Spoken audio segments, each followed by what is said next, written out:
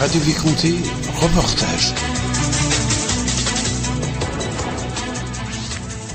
Aujourd'hui, sur les ondes de Radio Vicomté, nous avons le plaisir d'accueillir le docteur Comas de Brive. Il est adjoint à la mairie, chargé de la culture et des relations internationales. Bonjour docteur.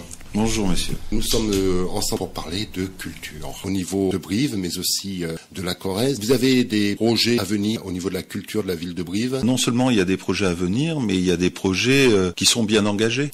Comme le projet, vous avez peut-être suivi l'épisode assez diplomatique et assez difficile et chaotique du rapprochement des deux scènes conventionnées de théâtre de Brive et de Tulle. Quand je dis chaotique, parce que depuis la nuit des temps, il y a une guerre de clochers, il a fallu discuter entre hommes, quand je dis entre hommes, c'est entre hommes et femmes, pour aller sur le même terrain et se dire que les personnes qui pourraient bénéficier de ce rapprochement, ce sont les Corréziens, en tout cas le bassin de vie. Il n'y a pas que les Corréziens, parce qu'on est limitrophe avec le Lot, avec la Dordogne, c'est pour ça que je préfère parler de bassin de vie. Et tout ça, finalement, ça a été reconnu par le ministère. Récemment, vous avez pu voir que nous avons reçu déjà en préliminaire le label de scène nationale, alors que d'habitude, il y a 3 ans de mise à l'épreuve, si je puis dire. Oui. Mais le projet est tellement original que ça nous a été accordé. Il y a une volonté vraiment forte des deux maires, des deux municipalités et de toutes les équipes. À partir du mois de septembre, il y a un nouveau directeur qui arrive, qui sera le directeur qui chapeautera l'organigramme des deux théâtres, la programmation, pas pour l'année à venir, mais pour la suivante, parce qu'il faut le temps qu'il s'installe,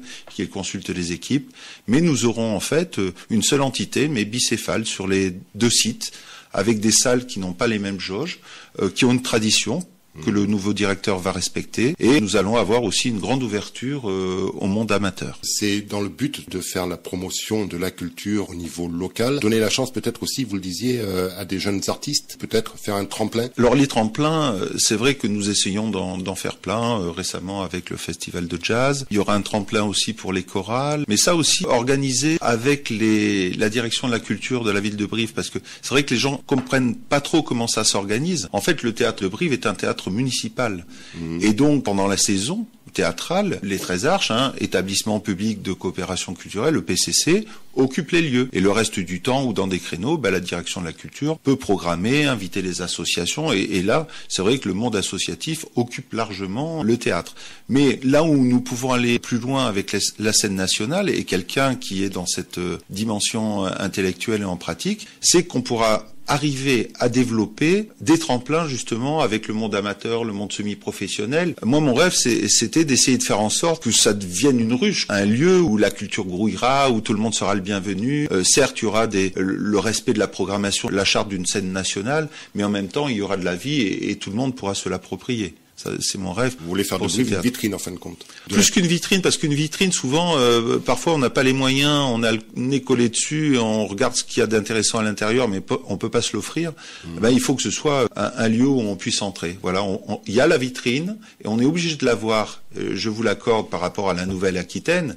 C'est ça l'intérêt d'une scène nationale. Derrière, on aura des spectacles de qualité, mais une scène nationale, ça veut dire que sur ce territoire, il s'est passé quelque chose et on est visible au niveau de la Nouvelle-Aquitaine, de la France aussi, parce qu'on est répertorié, et on est attentif à la production de spectacles qu'on aura. Et derrière, ça amène de l'intérêt, ça peut amener de l'économie, ça peut amener plus de gens sur le territoire. C'est aussi l'objectif de notre bassin de vie, je dirais plus largement de la Corrèze. La fusion entre les deux salles brivistes et tullistes, c'est un premier pas. Par rapport à la région Nouvelle-Aquitaine, il y a d'autres grandes salles qui ne sont pas référencées. Comment se démarquer par rapport à ces grandes salles qui accueillent des grands spectacles? Se démarquer, c'est l'attractivité d'un territoire. Ça veut dire que la culture doit aussi prendre sa part à l'attractivité de notre territoire. Après, il y a d'autres choses qui peuvent se passer. Moi, je dirais, c'est l'enjeu. La Nouvelle-Aquitaine nous a ouvert les yeux. Alors, peu importe comment ça s'est fait, on peut toujours être critique sur les choses.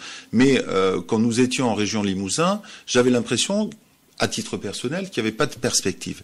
Là, ça s'ouvre parce que quelque part, on voit qu'il y a d'autres cultures. Nous sommes limitrophes avec l'Espagne, nous avons une façade atlantique, nous avons l'A89, il faut bien le savoir, qui est l'épine dorsale qui va nous mener au reste de l'Europe, qui va jusqu'à la Suisse, qui relie Bordeaux à Genève. Quelque part, maintenant, nous sommes pleinement européens et on doit regarder plus loin que le Limousin, même si nous aimons nos traditions. Moi, je dois dire que j'ai l'impression d'une bouffée d'oxygène. Et en même temps, ça veut dire qu'il faut enfin pousser nos talents, il faut enfin les aider. Il faut enfin utiliser une vitrine. Et pour moi, la vitrine, c'est la Nouvelle-Aquitaine. Mais derrière nous, pour pas nous faire oublier le petits 2% de notre population, il faut qu'on existe. Et jusqu'à présent, on n'existait pas franchement, sauf par la foire du livre, je ne suis pas présomptueux, mais par la foire du livre de Brive, qui est la deuxième foire du livre de France après Paris, mais certainement la première, ça se dit pas trop, au niveau des retombées financières justement pour les maisons d'édition. Et apprécié par les grands auteurs et les grandes maisons d'édition parce qu'ils aiment le contact, l'accueil chaleureux de Brive. Exactement, et ça il faut pas le perdre, il faut pas perdre cette tradition première où c'était même pas un salon du livre, que c'était petit tréteau avec les livres et les gens qui faisaient le marché en même temps et on avait le livre au milieu des légumes, quoi. C'était ça la tradition. Donc notre façon d'accueillir les gens, on doit en faire un atout. Oui.